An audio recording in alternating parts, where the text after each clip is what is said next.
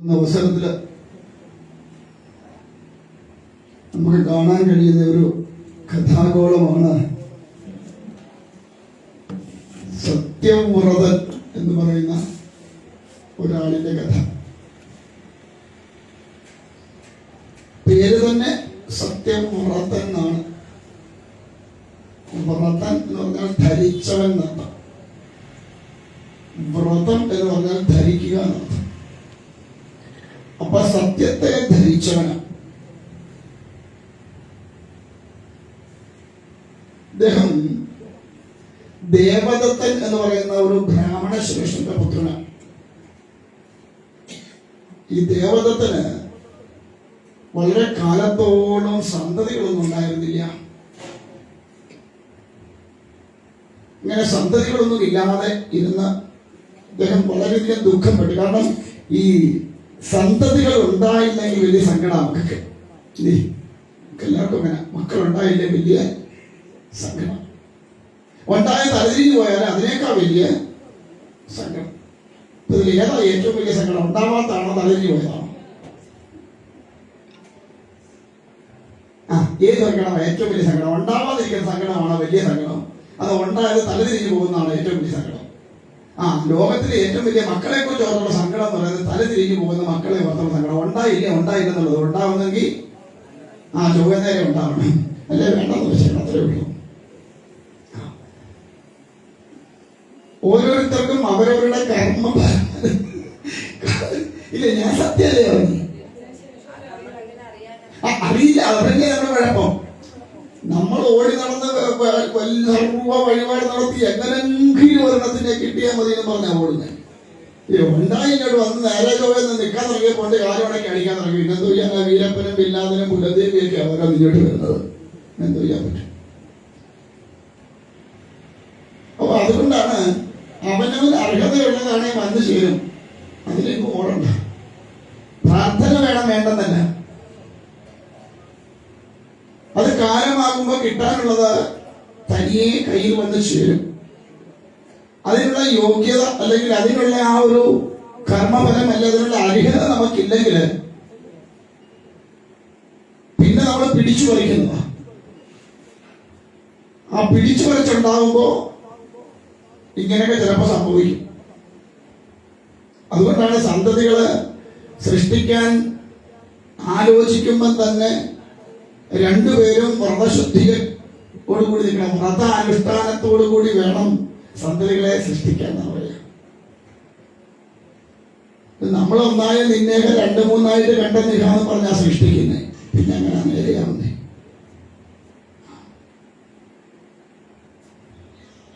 പിന്നെ ചിലതുണ്ട് കേട്ടോ, കർമ്മഫലം കൊണ്ട് ചിലപ്പോ ഇനി എത്ര വ്രതാനുഷ്ഠാനത്തോടു കൂടിയൊക്കെ സൃഷ്ടിച്ചാലും ശരി, കർമ്മഫലം ചിലപ്പോൾ നമുക്ക് വലിയ ദുരിതം ഉണ്ടാക്കി വെക്കും. അത് പിന്നെ പോട്ടെ, നല്ലത് പറഞ്ഞു കൊടുത്തിട്ടും തലതിരിഞ്ഞ് പോവുകയാണെങ്കിൽ അത് കർമ്മഫലം ചെയ്യണം. നമ്മൾ നല്ലത് വല്ലതും പറഞ്ഞു കൊടുക്കുന്നുണ്ടാവും. ഇന്നലെ ഇവിടെ വിദ്യാഗോപാല മാത്രം നോട്ടീസ് ഉണ്ടായിരുന്നു. എന്തുമാത്രം പിള്ളേരുടെ തിരക്കായിരുന്നു ഇവിടെ. ഇതിനെ തിരുത്താൻ സ്ഥലമില്ലാതായിട്ട് അതുപോലെ തിരക്കായിരുന്നു. ഞാനിന്നലെ ആലോചിച്ച് ഇത്രയും പിള്ളേരെ ഇവിടെ കണ്ടിട്ട് പോലും ഇല്ലേ, ഉച്ചക്കൊന്നും കാണാൻ. സ്കൂളുകൾ അവിടെ ആക്കിയിരുന്നു. അവസാനം പിന്നെ അമ്പലത്തിൽ നടപ്പത്തിൽ കൂടി ഇരുത്തിയിട്ടാണ് വിദ്യാഗോപാലം പൂർത്തീകരിച്ചു. അതുപോലെ തിരക്കാറ്. എന്താ കാരണം? നമ്മൾ പറഞ്ഞു കൊടുക്കുന്നത് എങ്ങനെ? അതുകൊണ്ടാണ് നമ്മള് കല്യാണം കഴിച്ച ഉടൻ തന്നെ പോയി ഏറ്റവും മുന്തിയ സ്കൂളിൽ പോയി രജിസ്റ്റർ ചെയ്തിടും, ഇല്ലേ? എന്തിനാ? ഡൊണേഷനും ഒക്കെ കൊടുത്ത് 1 ലക്ഷം രൂപ 2 ലക്ഷം രൂപ ഡൊണേഷനും ഒക്കെ കൊടുത്ത് ഇവിടെ കല്യാണം കഴിക്കുമ്പോഴേ പോയി രജിസ്റ്റർ ചെയ്തിടുക. എനിക്ക് ഭാര്യ പ്രസവിച്ച ആ സമയത്ത് അവിടെ അഡ്മിഷൻ കിട്ടിയില്ലേ, എന്തോ ചെയ്യും? അതിന് പോവാ. ഉണ്ടായില്ലേ 2 ലക്ഷം സ്വഹ. ഒന്ന് ആലോചിച്ചു. ഉണ്ടാവുമോ പറഞ്ഞാൽ നീ എഞ്ചിനീയർ ആയിരിക്കണം, നീ ഡോക്ടർ ആയിരിക്കണം. ഞാനിപ്പോഴത്തെ കുഞ്ഞുങ്ങളുടെ അവസ്ഥ ഇങ്ങനെ ആലോചിക്കുക. രാവിലെ എഴുന്നേറ്റാല് അവരുടെ 4 ഇരട്ടി വെയിറ്റുള്ള ബാഗ് വേണം തോളല്. തൂക്കിക്കൊണ്ട് സ്കൂളിൽ ചെന്ന അവിടെ ആ ഇരിക്കുന്ന സമയം മുഴുവൻ അതുങ്ങള് തലയ്ക്ക് ഭാരമാണ്.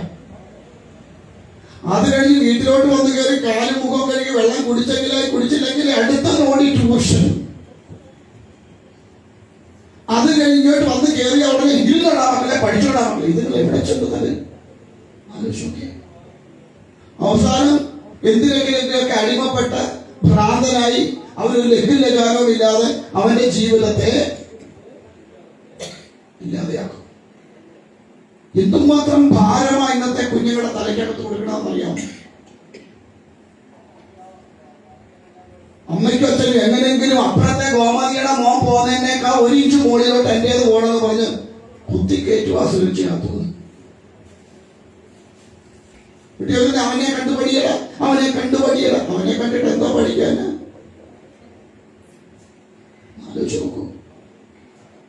ഒരു കണക്കിലേക്ക് നമ്മളൊക്കെ പഠിച്ച കാലം ഭാഗ്യകാലം അല്ലേ. നമുക്ക് ട്യൂഷനും ഇല്ലായിരുന്നു. പഠിച്ചെങ്കിൽ പഠിച്ചു, ഇല്ലെങ്കിൽ ഇല്ല. സ്വസ്ഥ. ഞാനൊക്കെ 2 കൊല്ലമൊക്കെ 10ാം ക്ലാസ്സിൽ പഠിച്ചത്. ഞാൻ ആദ്യത്തെ വർഷം പഠിച്ചത് പോരാതെ തോന്നിയിട്ട് ഒന്നുകൂടെ ഉറപ്പിച്ച് പഠിക്കാനൊക്കെ ഇറങ്ങി. അവിടെ നിന്ന് ഇവിടെ വന്നിങ്ങനെ ഇരിക്കുന്നു. വീട്ടിലൊരു പ്രശ്നവും ഇല്ലായിരുന്നു. ഇപ്പോഴത്തെ പിള്ളേർക്ക് ഒരു മാർക്ക് പറഞ്ഞാൽ, ഒരു പ്ലസ് പറഞ്ഞാൽ അതിന്റെ ജന്മം ആലോചിച്ച് നോക്കിയ തലവരെ അതിനെ ജീവനോടെ വെച്ചേക്കും അമ്മയും അച്ഛനും കൂടെ. കുഞ്ഞുങ്ങളൊക്കെ ഭ്രാന്ത് പിടിച്ചില്ലെങ്കിലേ അതിശയമുള്ളൂ. അതുകൊണ്ട് എന്താ കുഞ്ഞുങ്ങളുടെ സ്വഭാവം അത്ര വൈകൃതമായിട്ട് വരിക. എന്ത് പറയണമെന്നറിയത്തില്ല, ആരോടെങ്ങനെ പെരുമാറണമെന്നറിയത്തില്ല. ഒരിടത്ത് ചെന്നാൽ അവിടുത്തെ സാഹചര്യം അനുസരിച്ച് നീങ്ങാൻ അറിഞ്ഞുകൂടാ.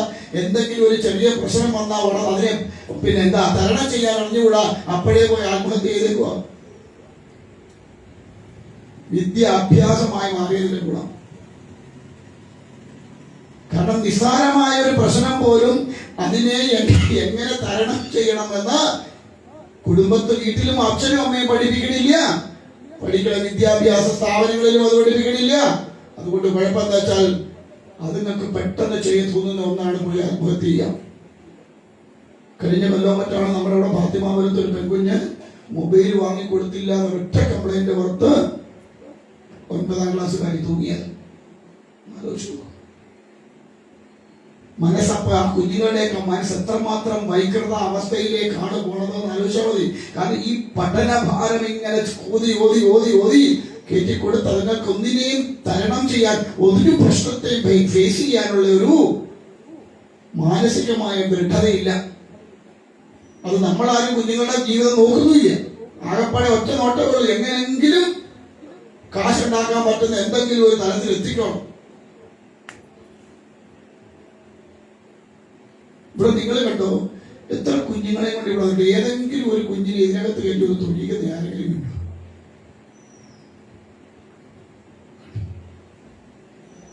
ഉണ്ടോ? ഒരു കുഞ്ഞൊരു ക്ഷേത്രത്തിൽ വന്നാൽ അതിന് എങ്ങനെ അവിടെ ചെന്ന് തൊഴണമെന്ന് പോലും ആകെപ്പാടെ നമ്മൾ പഠിപ്പിച്ച ഒറ്റ കാര്യമുള്ളൂ. ഒരു രൂപ എടുത്തു കൊടുത്തേച്ച്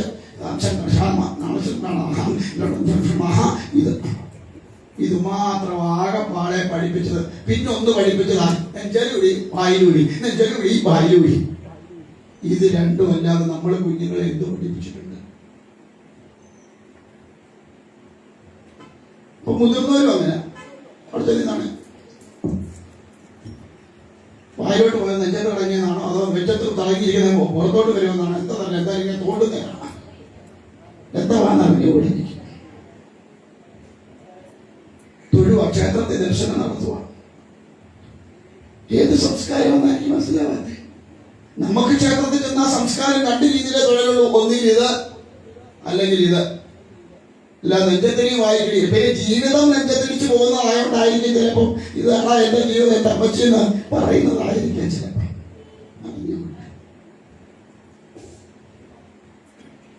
സത്യത്തിൽ അതിശയം തോന്നും.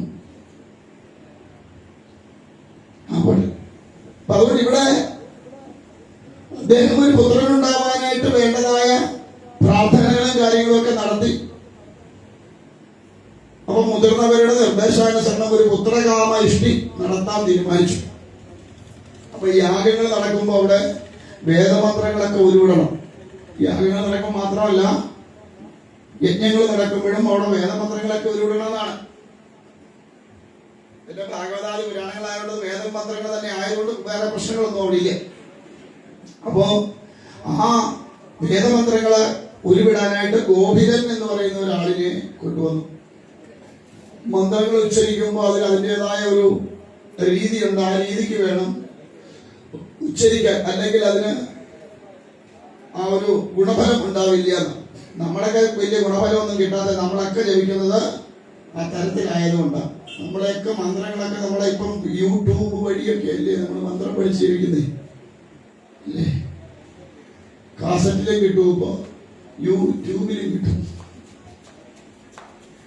ഇതൊക്കെ കേട്ടേച്ച് എന്താണെന്ന് അറിയത്തില്ല.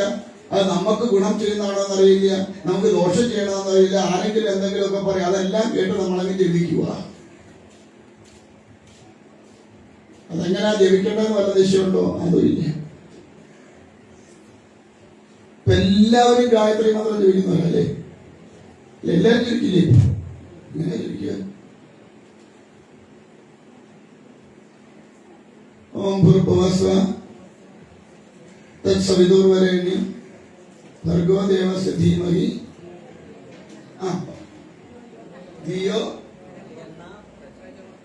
ധിയോ യോന പ്രചോദയാത്.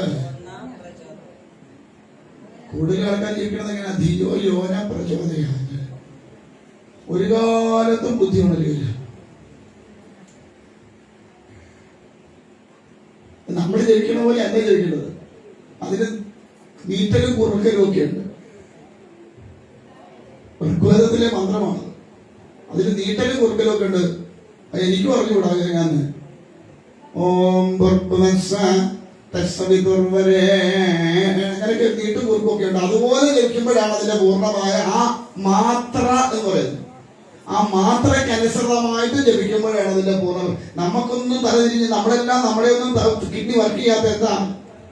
നമ്മൾ ഈ ധിയോ യോന പ്രചോദയാ ധിയോ യോന പ്രചോദയാന്ന് പറഞ്ഞിരിക്കുന്നുണ്ട്.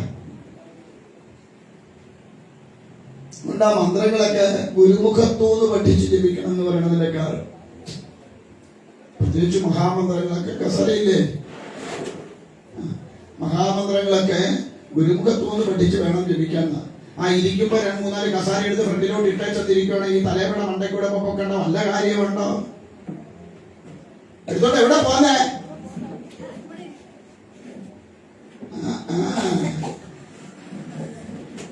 അകത്തി കിടക്കുന്ന കസാര എടുത്തോണ്ട് പുറത്തോട്ട് പോവാ.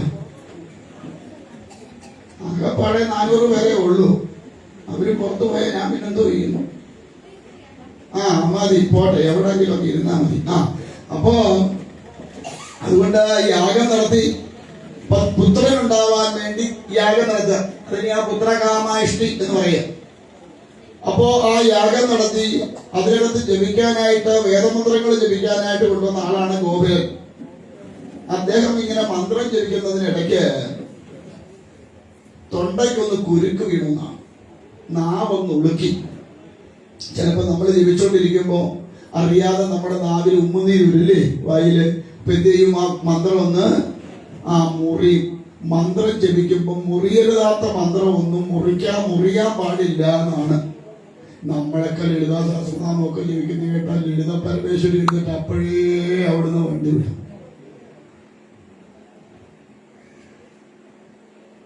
അല്ലേ? നമുക്ക് തോന്നുന്നുണ്ടോ നമ്മൾ ജീവിക്കുന്നത് കറക്റ്റാന്ന്? എവിടൊക്കെ കൊണ്ടാ മുറിക്കുന്നതെന്ന് തമ്പുരാന് മാത്രമേ അറിയത്തുള്ളൂ. ശ്വാസം കിട്ടുന്നിടത്ത് വെച്ചങ്ങ് മുറിക്കും, അല്ലേ പോകുന്നിടത്ത് വെച്ചങ്ങ് മുറിക്കും. ലളിതാ സഹസ്രനാമത്തിൽ മുറിച്ചു ചൊല്ലാൻ പാടില്ലാത്ത അനേകം മന്ത്രങ്ങളുണ്ട്. ഒറ്റ ശ്വാസത്തിൽ ചൊല്ലേണ്ട മന്ത്രങ്ങളുണ്ട്. 22 എണ്ണം. 72 എണ്ണമുണ്ട് ഒറ്റ ശ്വാസത്തിൽ ജീവിക്കും. നമ്മളെവിടെ എവിടെല്ലാം ചമ്പകാശോക പുന്നാക സൗഗന്ധികല സത്കജ ഗുരുവിന്ദമണി ശ്രേണി കനത്കോടീര മണ്ഡിത അഷ്ടമി ചന്ദ്ര വിഭ്രാജ ദളികസ്ഥല ശോഭിത. ഇങ്ങനെയൊക്കെയാണ് നമ്മുടെ ജപം. അല്ലേ? ശരിക്കും നമുക്കൊന്നും ലളിതാ സഹസ്രനാമം ജപിക്കാൻ ഒരു യോഗ്യതയില്ല എന്ന സത്യത്തിൽ. ഒരിക്കലും ഒരാളെന്നോട് പറഞ്ഞത്, ഗുരുമുഖത്തുനിന്ന് പഞ്ചാക്ഷരി ഉപദേശമായി സ്വീകരിച്ച് അക്ഷരലക്ഷം ജപിച്ച് അക്ഷരലക്ഷം ഹോമിച്ച് അതിന്റെ പകുതി തർപ്പണം ചെയ്ത് കഴിഞ്ഞെങ്കിൽ മാത്രമേ ഓം ശ്രീ മാത്രേ നമ എന്ന് പറയാൻ അർഹതയുള്ളൂ. നമ്മൾ എന്തോ തർപ്പിച്ചിട്ട?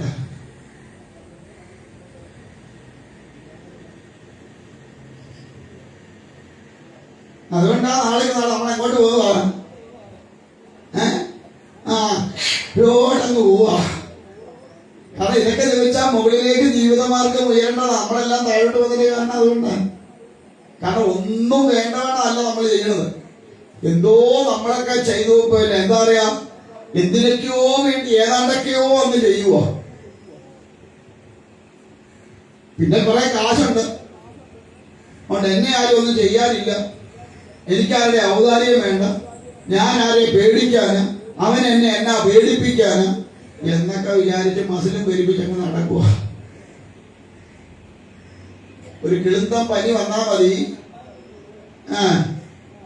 ഒരു വഴിക്കോട് ഒഴുകിപ്പാൻ പോരെ, അത്രേ ഉള്ളൂ.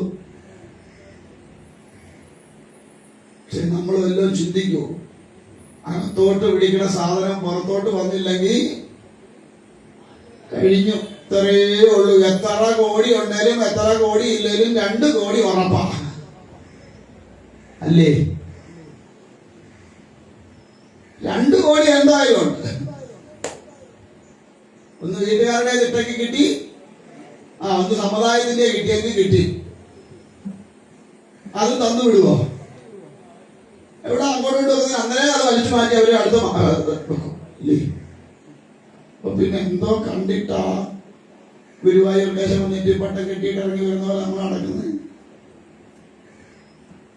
ഇതൊന്നും ശാശ്വതമായി നിലനിൽക്കുന്നതേയല്ല. എത്ര ലക്ഷങ്ങളും കോടികളും സമ്പാദിച്ചു വാരിക്കൂട്ടിയിട്ടാലും ഇത് ഇവിടെ വരെ വാരി കൊണ്ടുവരുന്നത് ഇതിനകത്തേക്ക് പോകണമെങ്കിൽ പോലും അതിനുള്ള ഒരു യോഗം ഉണ്ടാവണം. അല്ലെ ഇവിടെ വരെ വാരിക്കൊണ്ട് വരാനായിട്ട് ചിലപ്പോ ഇവിടെ വരെ വാരിക്കൊണ്ട് വരുമ്പോഴായിരിക്കും ഒന്ന് ചുമച്ചു, കൈ ഇങ്ങനെ ഇരിക്കും, വാ പൊളിഞ്ഞു ഇരിക്കും, പക്ഷെ എന്തോ ചെയ്യത്തില്ല, ഇതകത്തോട്ട് പോകുന്നത്. കാരണം ആ ഒരു ചുമയെ തീർന്നു. മനസ്സിലാവണുണ്ടോ പറയണേ? അതുകൊണ്ട് ഒന്നും കണ്ടിട്ട് അഹങ്കരിക്കണ്ട.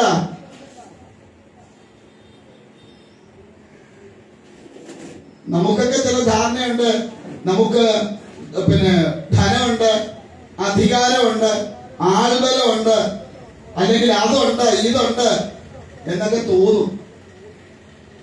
പക്ഷെ ഇതൊന്നും അധികകാലം നിലനിൽക്കണമല്ല. പ്രത്യേകിച്ച് അധർമ്മത്തിൽ കൂടി സമ്പാദിക്കുന്നതാണെങ്കിൽ അത് ഒരു കാലത്തും നിലനിൽക്കില്ലെന്ന് മാത്രമല്ല, ഒരു തലമുറയ്ക്ക് പോലും അനുഭവിക്കാനുള്ള യോഗവും ഉണ്ടാവില്ല. മുമ്പേ മകന് അച്ഛൻ പറഞ്ഞു കൊടുത്ത കേട്ടായിരുന്നു, ധർമ്മസ്ഥിതിയിൽ മാത്രമേ ധനം ആർജിക്കാവൂ, അവനവൻ അർഹതയുള്ളത് മാത്രമേ സമ്പാദിക്കാവൂ, അല്ലാതെ വാരിക്കൂട്ടി വെച്ചിട്ട് ഉണ്ണാമെന്ന് വിചാരിച്ചാൽ ഉണ്ണാൻ സാധ്യമായി എന്ന് വരില്ല. ഒരുവന്റെ കണ്ണീര് വീണ ഒരു വറ്റ് നമ്മുടെ ഉള്ളിൽ ചെന്ന് പോയിട്ടുണ്ടെങ്കിൽ അതിന് കണക്ക് പറയേണ്ടി വരും, യാതൊരു സംശയം വേണ്ട. അത് ചിലപ്പോ സന്തതികളിൽ കൂടി ആയിരിക്കും അത് അനുഭവിച്ച് നമുക്ക് നീറേണ്ടി വരിക.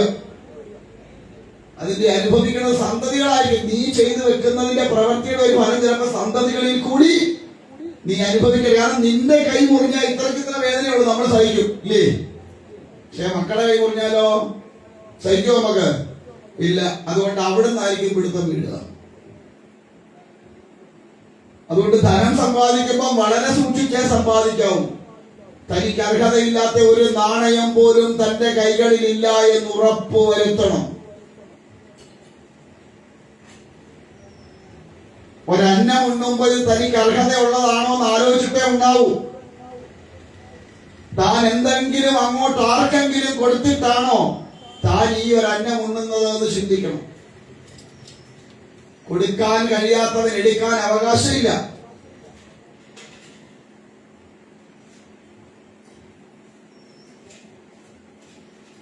അങ്ങനെയൊക്കെ ഉണ്ണുന്നവൻ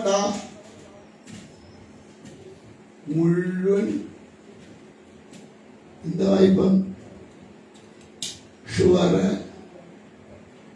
പ്രഷർ, കൊളസ്ട്രോള്, പിന്നെ ഏതൊക്കെ ഉണ്ടോ അതെല്ലാം ഉണ്ട്. കാരണം എന്താ? കൊടുക്കാതെ എടുക്കുന്നതിൻ്റെയാ. പിടികിട്ടണുണ്ടോ? അതുകൊണ്ട് ഉച്ചയ്ക്ക് 1 കിലോ അരിയുടെ ചോറ് മേടിച്ചുണ്ടുമ്പോ 1/2 കിലോയെങ്കിലും ഇവിടെ കൊണ്ട് കൊടുത്തിട്ട്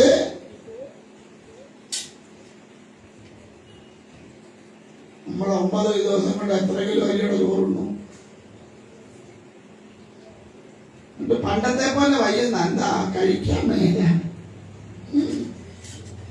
ഞാൻ ആലോചിക്കുന്ന അപ്പൊ പണ്ട് എന്താ പറയുന്ന സ്ഥിതി ഇപ്പോഴത്തെ ഇതാവസ്ഥയെങ്കിൽ പണ്ടത്തെ സ്ഥിതി എന്തായിരുന്നു ഞാൻ ചിലപ്പോ ആലോചിക്കാറ്.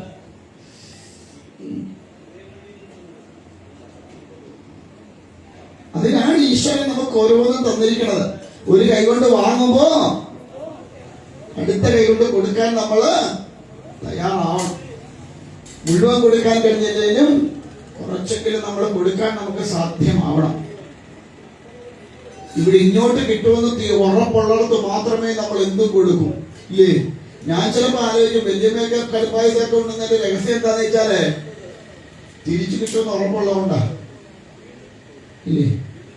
ഇവിടെ എത്ര രൂപ കടുപ്പായത്തിന്? നടത്തുന്നവർക്കല്ലേ അറിയത്തുള്ളൂ. 60 ആണോ? 60 രൂപ. 60 രൂപ കൊടുത്ത് നമ്മൾ കടുപ്പായത്ത് 4 ലിറ്ററോ 1/2 ലിറ്ററോ എത്ര? അങ്ങനൊന്നുമില്ല, ഒരു പാത്രം. ഈ 60 രൂപ കൊടുത്ത് കടുപ്പായസം നടത്തിയാൽ നമ്മൾ എത്ര ലിറ്ററിന്റെ വലിയ തൂക്കമായിട്ടാണ് വരുന്നത് പായസം മേടിക്കാൻ?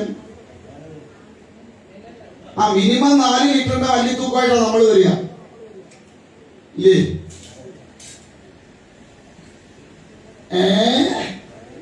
അല്ല, ഇവിടുത്തെ കാര്യം അല്ല ഞാൻ പറയണേ, ഓരോരുത്തരത്തെ കാര്യം പറയണതാ. അതിനകത്ത് കാത്തി ഇടുമ്പോ ഇത്ര കുറഞ്ഞു പോയാൽ എന്തോ ചോദിക്കും, എന്തോന്നാ 60 രൂപ അങ്ങോട്ട് മേടിച്ചതല്ലയോ, എന്നാലും ഇങ്ങനെയുണ്ടോ മനുഷ്യൻ? ഇപ്പൊ ദിവസത്തിന് ദിവസം കുറഞ്ഞു കുറഞ്ഞു കുറഞ്ഞു കുറഞ്ഞു വരുവാണല്ലോ മാനേജരെ എന്ന് ചോദിക്കും, അല്ലെ തിരുമേനി ചോദിക്കും, ഇല്ലേ? ആണോ അല്ലയോ?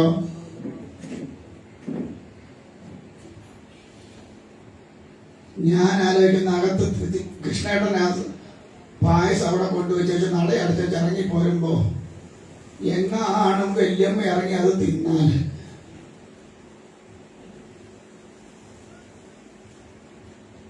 അന്നത്തേതോടുകൂടി അവരുടെ കടുംപായസം തീറ്റി നിൽക്കും.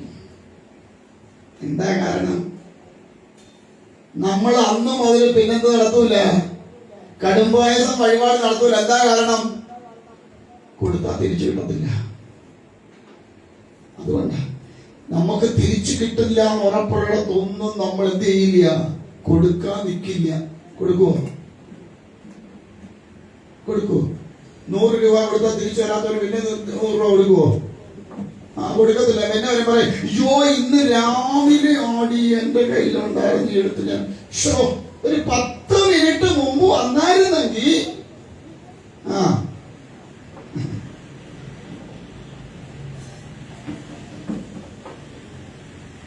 അപ്പൊ അതുകൊണ്ട് ഇവിടെ മന്ത്രം ജപിച്ചപ്പോ ആ മന്ത്രത്തിനൊരു മുറിവ് സംഭവിച്ചു എന്നാണ്. അത് കേട്ട ദേവദത്തൻ അതിയായിട്ട് ഗോപിലനോട് കോപിച്ചു. മുറിച്ചു കൊല്ലാൻ പാടില്ലാത്ത മന്ത്രം മുറിച്ചു ചൊല്ലിയതിന് ദേഷ്യപ്പെട്ടു. ഗോപിലന് ദേഷ്യം വന്നു. ഗോപിലൻ പറഞ്ഞു, അറിയാതെ പറ്റിയ ഒരു അബദ്ധത്തിന് ഇത്രമാത്രം രൂക്ഷമായിട്ട് എന്നെ പറയേണ്ട കാര്യം എന്തായിരുന്നു? അതുകൊണ്ട് ഞാനിതാ നിന്നെ ശപിക്കണു, നിനക്കുണ്ടാവുന്ന പുത്രൻ മൂർഖനായി പോകട്ടെ എന്ന് ശാപം. ആലോചിച്ചു.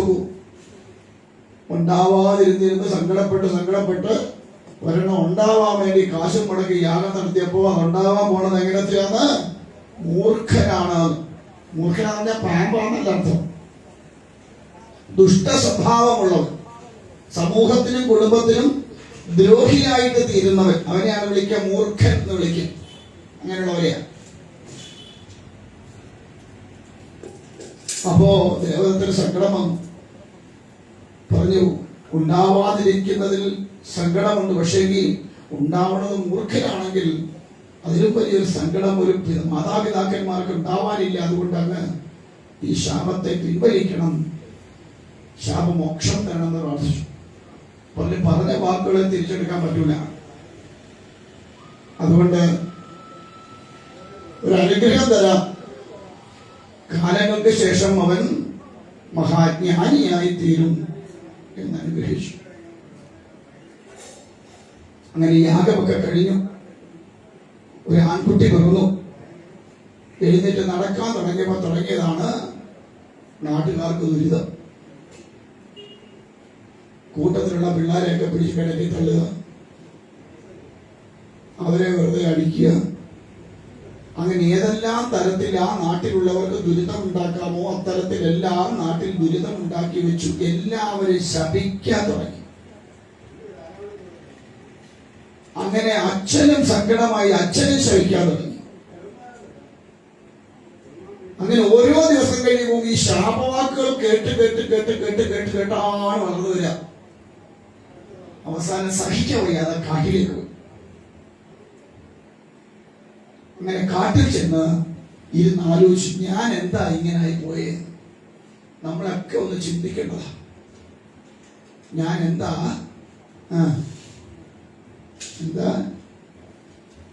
ഇങ്ങനായി പോയേ? കാരണം സർവരാലും ശപിക്കപ്പെട്ട ഒരു ജന്മം ഒരു മനുഷ്യന് കണ്ണെടുത്താൽ കണ്ടുകൂടാ.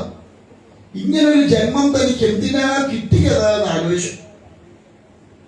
എന്നിട്ട് തീരുമാനിച്ചു, ഇന്നു മുതൽ ഞാൻ ആരോടും ഒരു അക്ഷരവും മിണ്ടില്ല.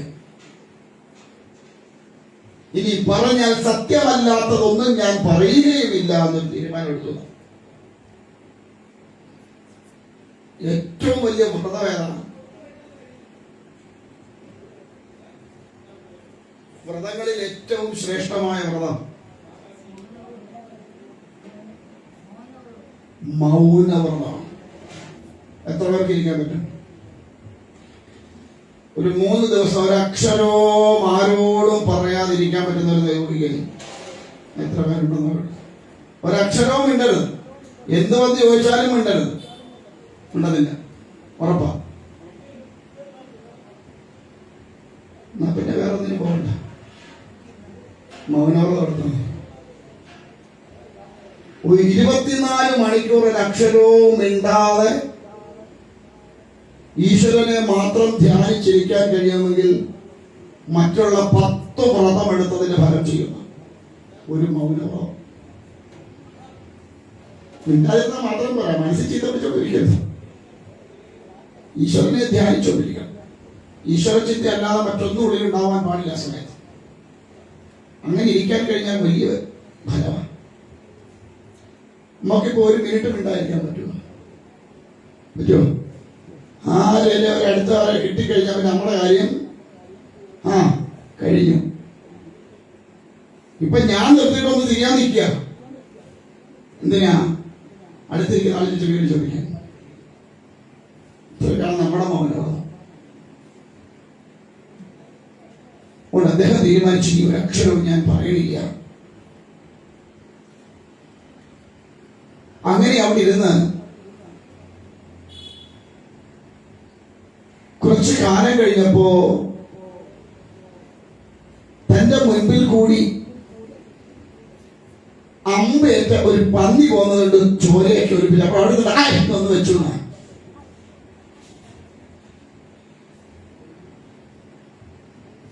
അത് ഭഗവതിയുടെ ഒരു ബീജാക്ഷരമായിട്ട് മാറിയതാണ്. അനുസ്വാരമില്ലാതെയാണെങ്കിൽ പോലും ആ ഒരു അക്ഷരം ജപിച്ചപ്പോ അദ്ദേഹം ജ്ഞാനിയായിട്ട് മാറിയതാണ്. ഭഗവതിയുടെ നവാക്ഷരി മന്ത്രത്തിലെ 3 ബീജാക്ഷരികളിൽ ഒന്നായിരിക്കുന്ന ഐ പറയണ പേരാണ് വാഗ്ബീജ മന്ത്രം. സരസ്വതിയുടെ മൂലാക്ഷരമായിട്ടാണ് അതിനെ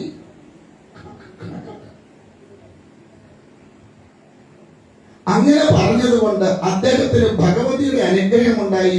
ഉള്ളിൽ ജ്ഞാനം ഉദിച്ചു.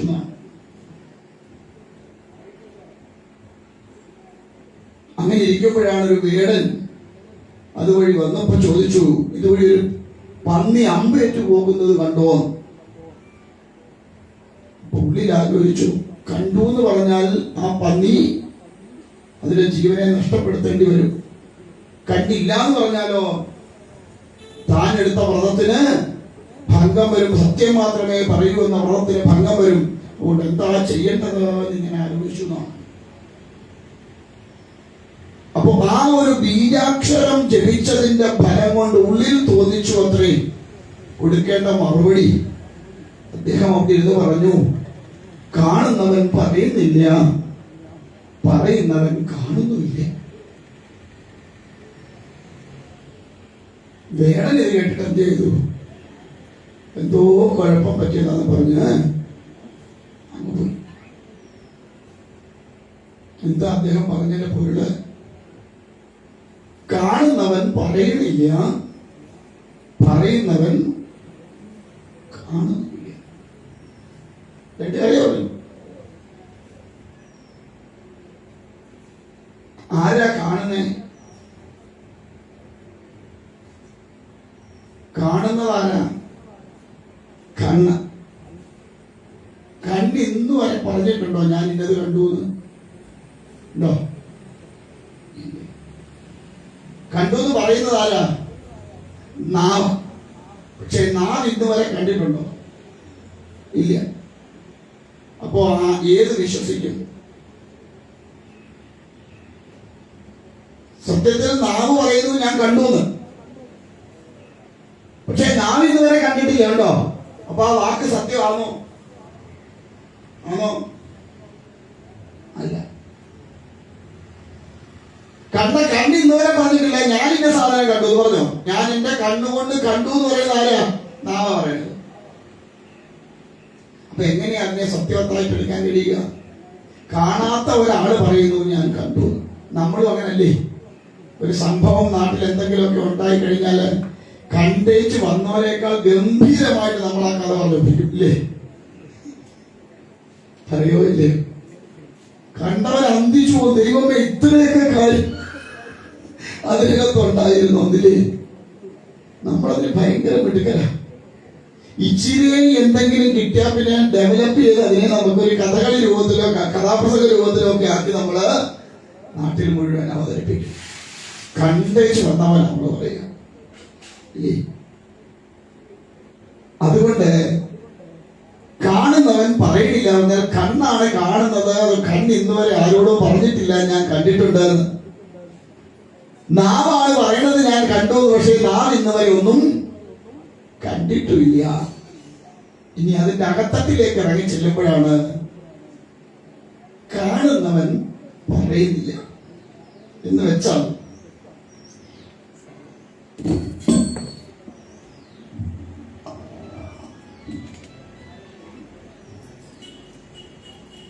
അതൊരു ഓൺലൈനിൽ വരുത്തിയതാ. ചില വെയിറ്റ് കുറവുണ്ട്, കൊണ്ടു നടക്കാൻ സൗകര്യം ഉണ്ടല്ലോ എന്ന് വിചാരിച്ച് വരുത്തിയതാ. അപ്പൊ അത് വെയിറ്റ് അധികം ചെയ്യുമ്പോഴത്തേക്ക് ഇതിന്റെ ലോക്കം കത്തി 10,700 രൂപ കൊടുത്ത് മേടിച്ചതാ. വല്ല കാര്യം നമുക്ക് ഈ പോകാനുള്ളത് ഒരു വഴിക്കൂടെ. കാരണം ഈ മേടിച്ചോണ്ട് പോകുന്ന അത്ര നല്ല കാശൊന്നും അല്ലേ.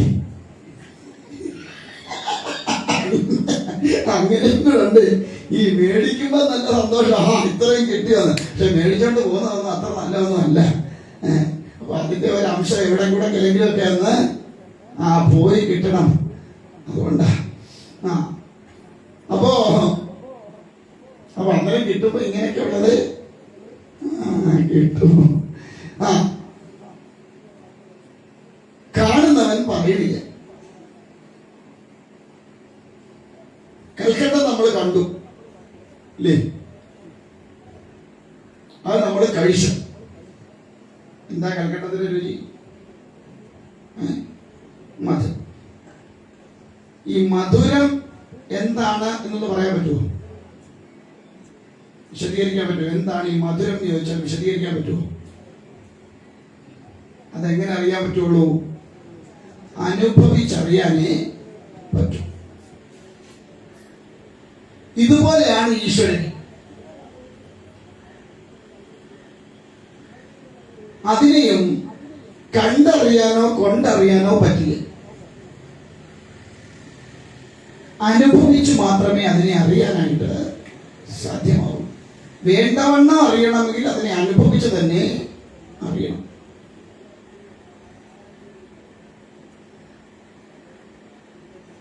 ആ അനുഭവവേദ്യമാവാത്തിടത്തോളം കാലം ആ പറച്ചിലിന് യാതൊരു വിധമായ അർത്ഥമില്ല.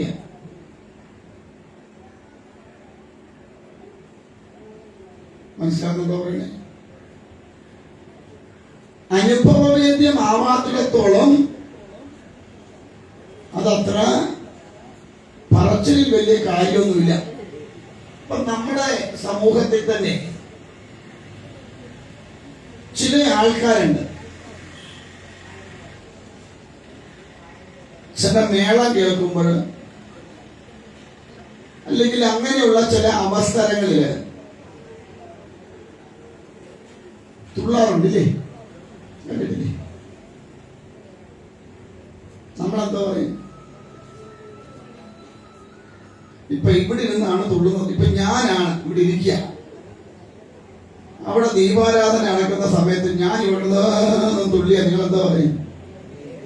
ആ ദേവി കേറിയതാണെന്ന് പറയും, ഇല്ലേ? അന്നേരം ഞാൻ വല്ലതൊക്കെ പറഞ്ഞാൽ നിങ്ങളത് മുഴുവൻ എന്ത് ചെയ്യും? വിശ്വസിക്കും. പറയണ സാധനം എടുത്തോ കേട്ടോ. ആ കിട്ടോ? ഇല അവിടെ ചേട്ടനോട് പറയാം, എഴുതുന്നു അവിടെ ട്യൂഷനിലാണ്, അത് കയറിയല്ലേ അവിടെ. ആ ചേട്ടനോട് പറയാം, ചേട്ടനോട് ഇല്ലേ? ചേട്ടനോട് പറയാം ട്യൂഷനിൽ അവിടെ കാണും. പറയാനാണ് ആ ചേട്ടത് മാനേജോട് പറയാം. അന്നേരം ഞാൻ പറയുന്ന കാര്യങ്ങളൊക്കെ നിങ്ങൾ ചെയ്യും. ആര് പറയുന്നതായിട്ട് വെക്കും? അതേ കാര്യം ഞാൻ ഇവിടെ ഇങ്ങനെ ഇരുന്നിട്ട് പറഞ്ഞാലോ?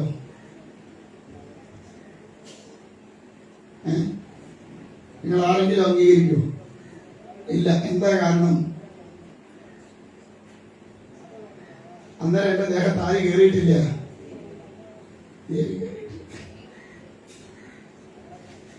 പറയുന്ന കാര്യങ്ങളെല്ലാം ഒരേ കാര്യം. തുള്ളിയിട്ട് പറഞ്ഞാലും തുള്ളാതെ പറഞ്ഞാലും പറയാൻ പോണ കാര്യം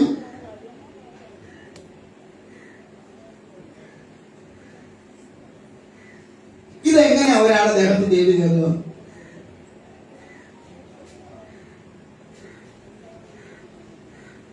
ഇത്രയും ശക്തിവത്തായിരിക്കുന്ന ഒരു ശക്തി സ്വരൂപം സാധാരണക്കാരനായിരിക്കുന്ന ഒരു മനുഷ്യന്റെ ശരീരത്തിലേക്ക് കയറിയാൽ അവന് താങ്ങാൻ പറ്റുമോ?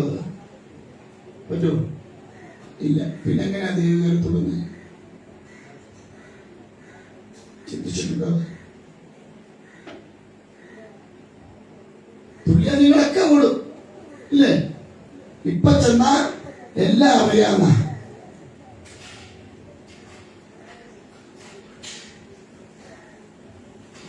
ഇതെങ്ങനെയാ സാധ്യമാണ്?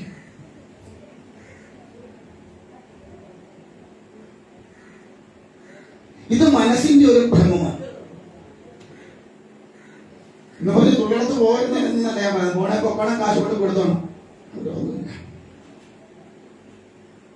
ഞാനും ഇടയ്ക്ക് ആലോചിക്കാറുണ്ട്, ഇപ്പൊ ഇനിയിപ്പോ പതുക്കെ വീട്ടിലിരിക്കുന്ന സമയത്തൊന്നും പതുക്കെ തുടങ്ങിയാലോ. സത്യോ ഉണ്ടാക്കണ ഇതൊക്കെ ഉള്ളു ഇന്നത്തെ കാലത്ത് വഴി.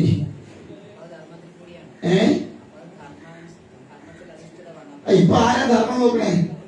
എങ്ങനെയും 10 രൂപ കാശ് ഉണ്ടാക്കണേ, കടം തീരണ്ടേ?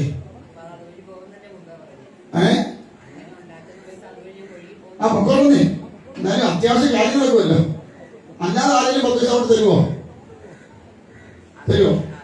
എന്റെ അവസ്ഥ അറിഞ്ഞ് ആരെങ്കിലും 10 പൈസ എനിക്ക് കൊണ്ട് തരുമോ? ഇല്ല. അപ്പൊ എന്റെ കാര്യം നടക്കണേ ഇനിയിപ്പോ തുള്ളലോ ഓട്ടോ നടത്തിയാലേ പറ്റുമോ?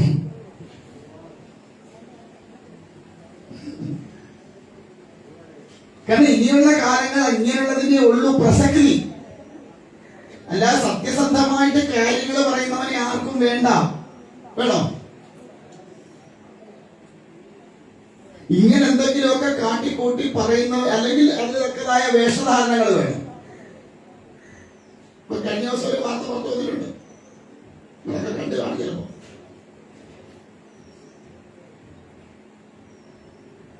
ഒറ്റ കൂലി 55 രൂപ.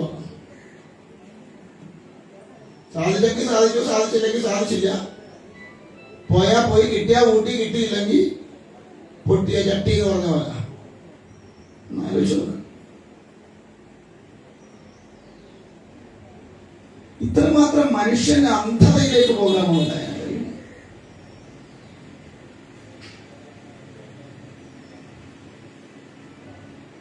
അന്ധരാവരുത്.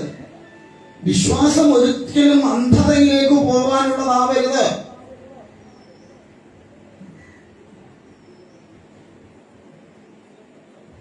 ഇപ്പൊ നിങ്ങളെല്ലാം എന്റെ പുറകിൽ വരും, എന്റെ വീട്ടിൽ വരും. നിങ്ങളെല്ലാം ഒറ്റ ഒരു 10 മിനിറ്റ് ഞാൻ മെനക്കെട്ടാ മതി. യജ്ഞം കഴിയുമ്പോ സർവ്വ എണ്ണോ എന്റെ വീട്ടിൽ തേരാ പാലാകറിയാണ്. കിണ്ണടനെ ഒരു വഴിക്കാക്കുക. എനിക്കറിയാം.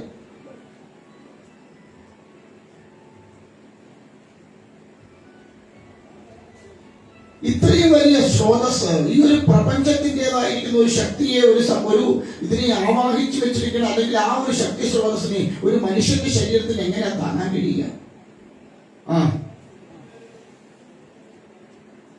ആലോചിച്ച് നോക്കൂ. അപ്പൊ ചോദിക്കും, മനുഷ്യൻ നമ്മൾ തന്നെയാണ് ഈശ്വരൻ നല്ലേ പറയണതാണോ? അല്ലെന്ന് പറയണില്ല. എന്റെ ഉള്ളിൽ ഇറങ്ങിയിരിക്കുന്ന ശക്തിയായിട്ട് നിൽക്കുന്ന, അല്ലെങ്കിൽ അതിന് എനിക്ക് വെളിച്ചമായി നിൽക്കുന്ന, ഈ ജഡത്തെ ചലനാത്മകമായി നിലനിർത്തുന്ന ആ ശക്തി സ്രോതസ് ഈശ്വരൻ തന്നെയാണ്. അതുകൊണ്ട് ഞാൻ തന്നെയാണ് ഈശ്വരൻ എന്നുള്ളത് സത്യം. പക്ഷേ അതിനെ നമുക്ക് എത്ര പേർക്ക് അനുഭവവേദ്യമാക്കാൻ കഴിയുന്നുണ്ട്?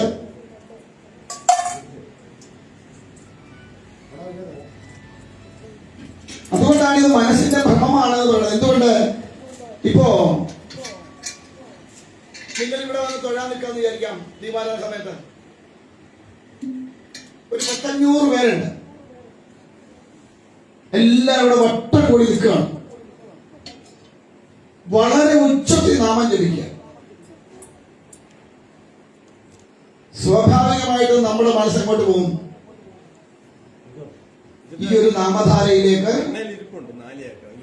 പോകില്ലേ? ആണോ അല്ലയോ? അപ്പൊ നമ്മൾ പൂർണ്ണമായിട്ടും നമ്മളെ തന്നെ മറന്നു പോകുന്ന ഒരവസ്ഥ ഉണ്ടാവും. മനസ്സിനെ കോൺസെൻട്രേറ്റ് ആ നാമജപത്തിലേക്ക് കൊടുത്തു കഴിഞ്ഞാൽ നമ്മൾ നമ്മുടെ ശരീരത്തെ കുറിച്ചോ മറ്റുള്ള ചിന്തകളിൽ നിന്നോ ഒക്കെ വേറിട്ടിട്ട് പൂർണ്ണമായിട്ട് ഇതിലേക്ക് വരും. ഈ നാമജപത്തിലേക്ക് നമ്മുടെ മനസ്സിനെ കോൺസെൻട്രേറ്റ് ചെയ്യും. അങ്ങനെ കോൺസെൻട്രേറ്റ് ചെയ്തുകൊണ്ട് നമ്മളും പതുക്കെ നാമജപം അങ്ങോട്ട് തുടങ്ങി കഴിയുമ്പോ ഈ ഇത്രയും വന്നിരിക്കണ ഈ നാമജപത്തിന്റെ ഒരു എനർജി നമ്മളിലേക്ക് അറിയാതെ വന്ന് വലവെക്കാൻ തുടങ്ങും. അതിന്റെ കൂടെ നമ്മളും പതുക്കെ ജപം തുടങ്ങുമ്പോ അറിയാതെ ഉള്ളിൽ ഒരു എനർജി വൈബ്രേറ്റ് ചെയ്യാൻ തുടങ്ങും. ഈ എനർജി വൈബ്രേറ്റ് ചെയ്ത് തുടങ്ങുമ്പോഴാണ് നമ്മൾ പതുക്കെ അവിടെ നിന്ന് എന്ത് ചെയ്യുന്നത്? പതുക്കെ വിറയ്ക്കാനും ഒക്കെ തുടങ്ങും. അപ്പൊ ഓട്ടോമാറ്റിക്കലി ഈ നിൽക്കുന്ന ആളിന്റെ ഉള്ളിൽ എന്തൊരു തോന്നലുണ്ടാവും? എന്നിലേക്ക് അമ്മയുടെ ഒരു ശക്തി വന്ന് കേറിയിട്ടുണ്ട് എന്ന് അറിയാതെ എന്റെ ഉള്ളിൽ ഞാനായിട്ട് അങ്ങ് ഉറപ്പിക്കും. മനസ്സിലാവുന്നുണ്ടോ പണി? അങ്ങനെ അതിന് ഒരു ഉദാഹരണം എളുപ്പം പറയാം. മണിച്ചിത്രത്താഴ് സിനിമ കണ്ടില്ലേ? ഉണ്ടോ? അതിനകത്ത് പിന്നെ ശോഭനയുടെ യഥാർത്ഥ പേരെന്തുവാണ്? ഗംഗ. പിന്നെ വേറൊരു ഭാവം വരുമ്പോ ഉള്ള പേരെന്തുവാണ്? നാഗവനി. എത്ര വർഷം മുമ്പ് അറിയ പടമാണ്. ആരെയും മറന്നോ? ഇപ്പൊ ഞാൻ പറഞ്ഞ കാര്യം 1.5 മണിക്കൂർ കഴിഞ്ഞ് ചോദിച്ചാലോ? അപ്പോ എവിടുന്ന ഈ ഗംഗയ്ക്ക് നാഗവല്ലി എന്ന അവസ്ഥയിലേക്ക് മാറാൻ കഴിയുന്നത്? കുട്ടിക്കാലം മുതലേ കേട്ടു വളർന്ന കഥകൾ എവിടെ കിടപ്പുണ്ട്? അടിത്തട്ടി കിടപ്പുണ്ട്. അതിനൊരു സാഹചര്യം അവിടെ ഉണ്ടായി വന്നപ്പോ അറിഞ്ഞോ അറിയാതെയോ എന്തായി, തന്നിലേക്ക് ആ നാഗവല്ലി വന്ന് കയറി. നാഗവല്ലി വന്ന് കയറിയോ എന്ന് ഒരു സംശയം ഉടലെടുക്കുന്നു. അതാ മനസ്സുകൊണ്ട് താൻ നാഗവല്ലി ആയി എന്നൊരു ധാരണയിലേക്ക് ആരെത്തുക. ഈ ഗംഗേന്ദ ഇത് തന്നെയാണ് കാര്യം.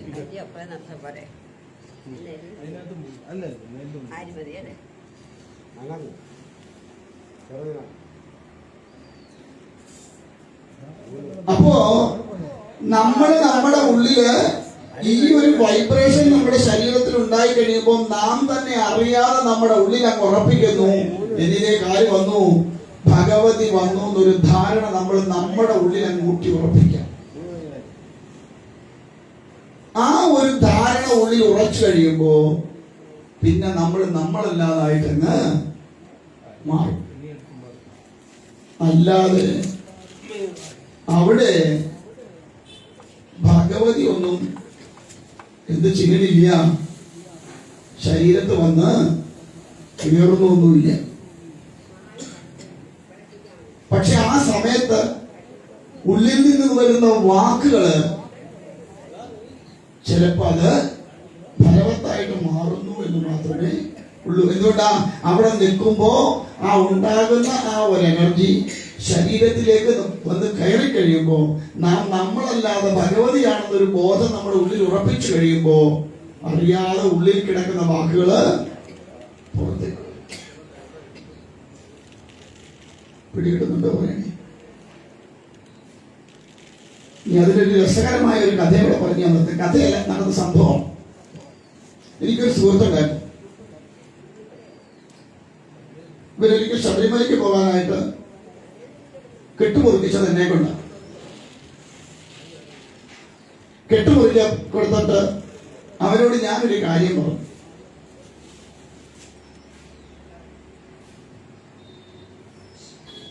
തെളിച്ചു കൊടുക്കാം, ഇരുന്നോട്ടെ, ഞാൻ എഴുന്നേൽക്കും തെളിച്ചു കൊടുക്കാം. അവിടെ ഇരിക്കെ, ഞാൻ എഴുന്നേൽക്കും തെളിച്ച.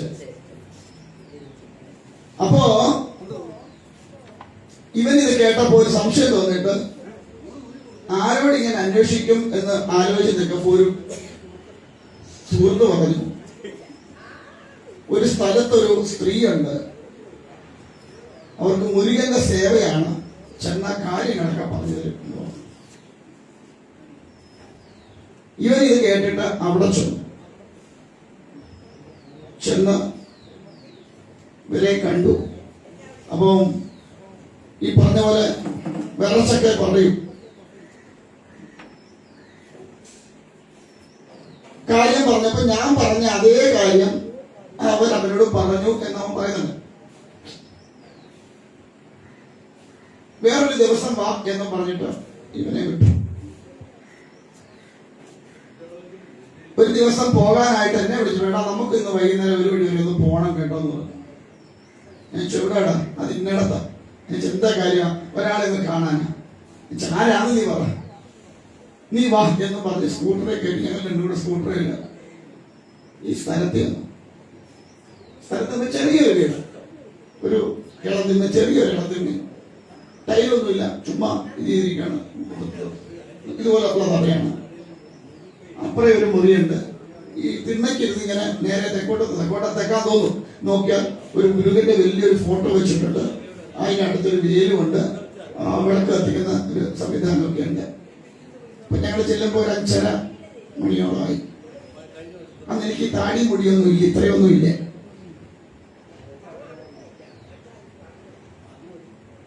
താടി ഉണ്ട് എന്നുള്ളതേ ഉള്ളൂ. അപ്പോ അവിടെ ചെന്ന് ഒരു ബെഞ്ചിട്ട്, ആ ബെഞ്ചിൽ ഞാനിങ്ങനെ ഈ പൂജാമുറിയുടെ നേരെ ഫ്രണ്ടിലായിട്ട് ഞാനിരുന്ന് ഈ മുരുകന്റെ ഫോട്ടോ ഇങ്ങനെ കണ്ടോണ്ടിരിക്കുക. നല്ലൊരു ഫോട്ടോയാ. അപ്പോ ഈ തുള്ളുന്ന സ്ത്രീ അങ്ങേ മുറിയിൽ നിന്ന് ഇറങ്ങി ഇങ്ങോട്ട് വന്ന് പൂജാമുറിക്കകത്ത് കയറിയിട്ട് അവിടെ കിടന്നൊരു വട്ടക്കരക്കമൊക്കെ കറങ്ങിയിട്ടൊരു ബഹളമൊക്കെ വെച്ചു. അതെന്ത് ചെയ്ത് പിള്ളേരെടുത്താണോ അങ്ങനെയാണോ നോക്കണ്ടേ എടുക്കട്ടെ എന്നൊക്കെ പറഞ്ഞൊരു ബഹളമൊക്കെ വെച്ചു. ഞാൻ ഇതൊക്കെ കേട്ടോണ്ട് അങ്ങനെ ഇങ്ങനെ കൈ കെട്ടി ഇങ്ങനെ ഇരിക്കുക. ഇവിടുന്ന് ഇറങ്ങി അപ്പറേ മുറിയിൽ പോയി ഒരു 10 മിനിറ്റ് കഴിഞ്ഞപ്പോ വീണ്ടും ഇങ്ങോട്ട് വന്നേച്ച് ഒരൊറ്റ ചാട്ട. ഞാനിങ്ങനെ മൊത്തത്തിൽ അടിമുടി ഒന്ന് നോക്കി. അപ്പോൾ ഞാൻ കൈ കെട്ടി തന്നെ ഇങ്ങനെ ഇരിക്കുക. ചോദിച്ചു ഏൻ വന്നേ ചോദിച്ചു. മുരുകൻ കയറിയാ പിന്നെ പുള്ളിക്ക് മലയാളം അറിയത്തില്ല, പുള്ളി തമിഴനല്ലേ, പിന്നെ തമിഴേ വരും.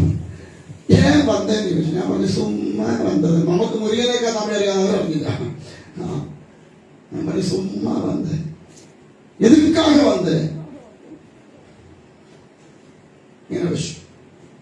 എന്നെ പ്രശ്ന, എനിക്കൊരു പ്രശ്നമേ ഇല്ല,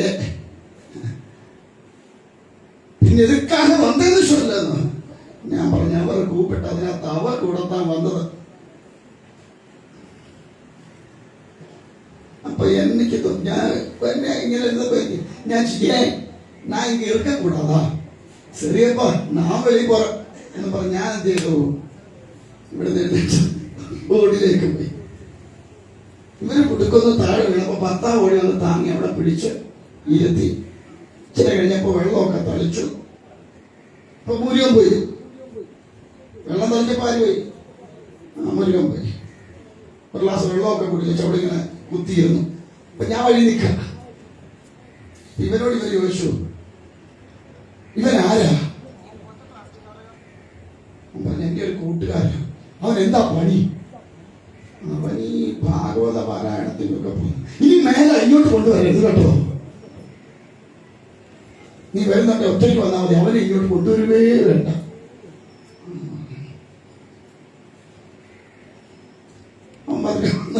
സ്കൂട്ടറിൽ കയറി ഞാൻ ഇങ്ങോട്ട് പോകുന്നു. ഞാൻ ചോദിച്ചു എന്താ പറഞ്ഞടാ? ഇത്തവണ ഒന്നും പറഞ്ഞില്ലടാ. നീ എന്തിനാ വന്നേ? എടാ നീ എന്തൊരു കാര്യം പറഞ്ഞില്ലയോ, അതിന്റെ ഒരു ഇതിനു വേണ്ടിയിട്ട് വന്ന. അതിപ്പം നീ പറഞ്ഞ അതേ കാര്യം തന്നെ എന്നോട് ഇവരും പറഞ്ഞത്. ഞാൻ ചെന്നടാ ഞാൻ തുള്ളി പറഞ്ഞിട്ടാണോ നിനക്കത് വിശ്വാസമില്ല? ഞാൻ ചോദിച്ചിട്ട് ചീത്തയെ വിളിച്ചിങ്ങനെ തിരിച്ചപ്പോ ഞാൻ ഇപ്പൊ എന്തോ അവര് പറഞ്ഞു, എടാ അവര് പറഞ്ഞു നിന്നെ മേലെ ഇങ്ങോട്ട് കൊണ്ടുവരുന്നു. അതെന്താടാ അങ്ങനെ? ഞാൻ പറയടാ എന്റെ രൂപ അത്ര കാണാൻ വലിയ ഭംഗിയൊന്നും ഉണ്ടാകത്തില്ല, അതുകൊണ്ടായിരിക്കും പിന്നെ എന്നെ ഇനി കൊണ്ടിയല്ലാണ്ട് പറഞ്ഞത്. ഇവിടെ തന്നെയല്ല ഞാൻ വന്നിട്ട് കാര്യമില്ല, 10 പൈസ അവർക്ക് കിട്ടപ്പോലും ഇല്ല, പിന്നെ വെറുതെ എന്നെ വിളിച്ചോണ്ട് ചെല്ലണ്ടെന്ന് വിചാരിച്ചിട്ടായിരിക്കും എന്ന് പറഞ്ഞ് ഞാൻ അവരെ ഒഴിവാക്കി. ഞാൻ പറഞ്ഞു വന്നത്, ചിലരുടെ മുമ്പിൽ ചിലതൊന്നും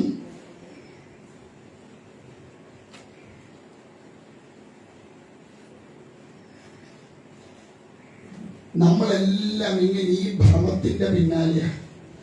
ഈ മുരുകൻ കയറിയ തമിഴ് മാത്രമേ പറയത്തുള്ളൂ. അങ്ങനെയാണെങ്കിൽ പെരുന്നെ വെച്ച് ആരാധിക്കാനുള്ളൂ. നമ്മൾ പറയുന്നത് എല്ലാം അങ്ങേർക്ക് മനസ്സിലാവൂ. ഒന്ന് ആലോചിച്ച് നോക്ക് നിങ്ങൾ.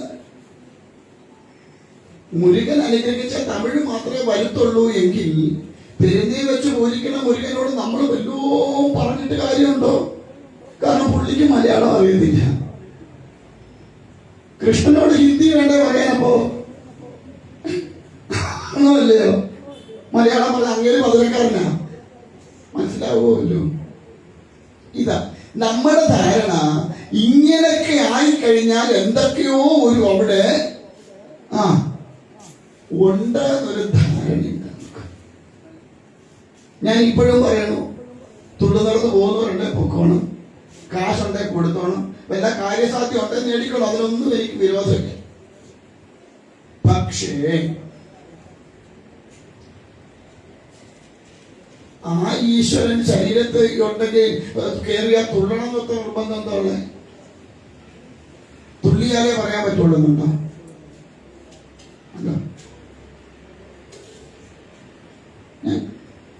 പറയണ കാര്യം നിങ്ങൾക്ക് പിടിയിട്ടുണ്ടോ? ഇപ്പൊ എന്റെ ഉള്ളിലിരിക്കുന്ന ഈശ്വരൻ എന്റെ ശരീരത്തല്ലേ, അല്ലെ എനിക്കൊരു അനുഗ്രഹ വർഷം ചൊരിയണുണ്ട്, എനിക്ക് തുള്ളാതിരുന്ന കാര്യം പറഞ്ഞൂടെ? ഈ ശരീരത്തിൽ ഇട്ട് അലക്കേണ്ട വല്ല കാര്യമുണ്ടോ? അത് കഴിയുമ്പോൾ പിന്നെ എഴുന്നേക്കാൻ പറ്റത്തില്ല തുള്ളൽ കഴിയുമ്പോ. ഈ ഇച്ചിരയില്ലാത്ത ശരീരത്തിൽ നിന്ന് തുള്ളിയച്ച് മെനക്കെടുത്തി ഉരുട്ടി പരട്ടി താഴെ ഇട്ടച്ച് പിന്നെ എത്ര 100 രൂപ കിട്ടിയാൽ 500 മുടക്കിയാലേ പിന്നെ തിരുമിയാലേ അടുത്ത പണിക്കിരിക്കാൻ പറ്റുള്ളൂ. അതിന്റെ ഭഗവാൻ അറിഞ്ഞുകൂടെ എന്റെ ശരീരത്തിന്റെ അവസ്ഥ? ഒരു തുള്ളലും വേണ്ട, നിങ്ങളുടെ ഒക്കെ കാര്യം ഞാൻ പറയാം. കാശ് കൊണ്ട് വരാവോ?